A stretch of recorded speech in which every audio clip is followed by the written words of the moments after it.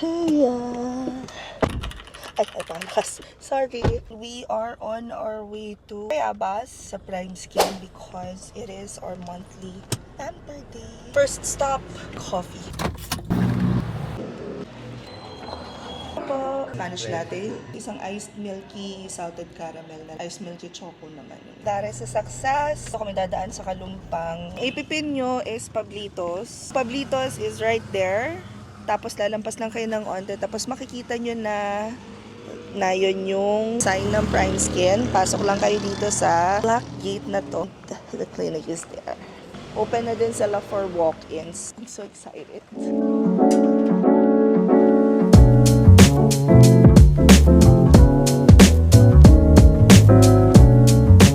That is a success. So we had facial, we had our drip, had our mesolipo. Bawasan. This is our last session for like five sessions. Meron siyang bagong gagawin sa akin, which I will be sharing with you guys very, very soon.